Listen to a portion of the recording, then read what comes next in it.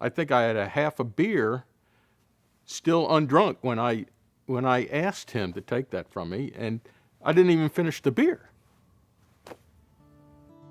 I was raised in the church and have always believed that there was a God. During my teen years, my church life consisted of a lot of parties, which included drinking, drugs, and sex. Sharon and I got married young. I mean, I was only 20 years old when we got married. And I hadn't been to church. That was in 1978. I hadn't been inside of a church till we got married. I was arrested 3 times. All the arrests involved alcohol. And some was for fighting, some was for resisting arrest. I had a DWI.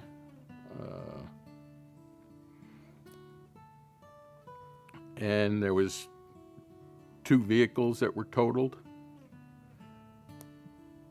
But of course, that was just bad luck. It was all about me. As long as the bills were getting paid,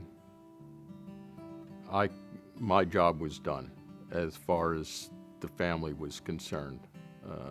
And Carl was born in '84, and it was still all about me.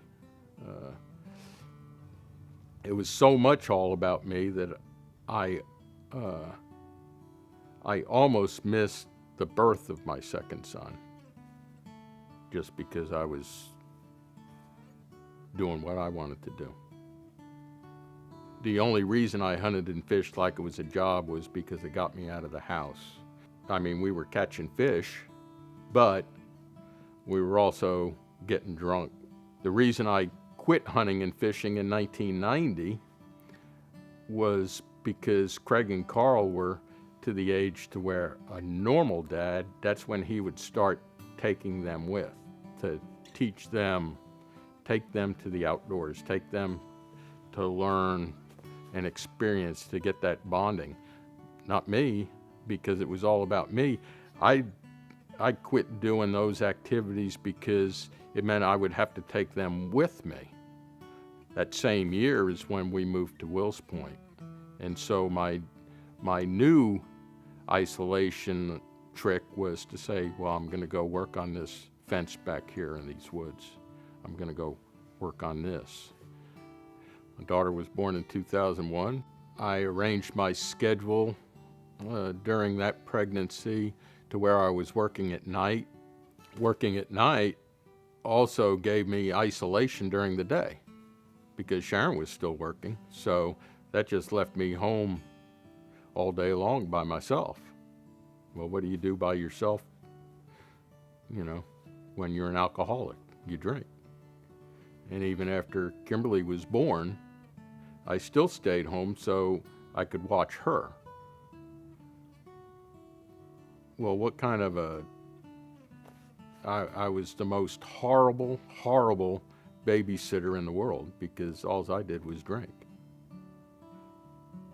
In February 2014, I visited Stonepoint, first with Fin, Feather, and Fur, and then I went to a service.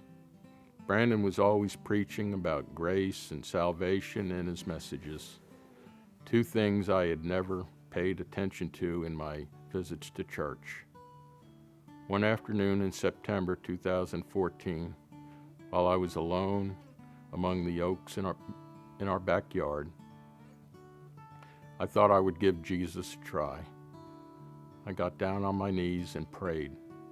I mean, really prayed for the first time in my life. I asked Jesus to forgive me of my sins, my sinner's prayer. I've been drinking for 40 years. How am I going to stop? And that's when I broke down again, and I just pleaded with Jesus to relieve me of that burden, of that sin. And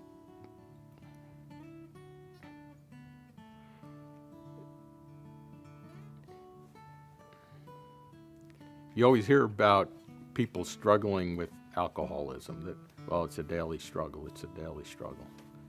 And I can honestly say that I had that from that afternoon when I pleaded and pleaded and asked him to relieve me of that burden.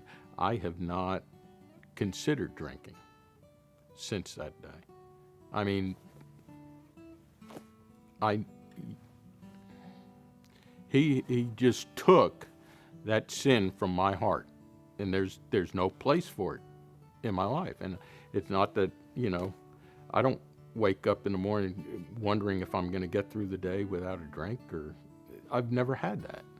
From that day, from that instant, I think I had a half a beer still undrunk when I asked him to take that from me, and I didn't even finish the beer.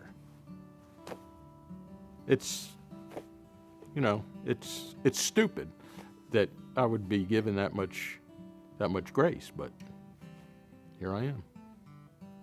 Christ said that if we are to follow him, we must pick up our own cross to follow, to die to ourselves.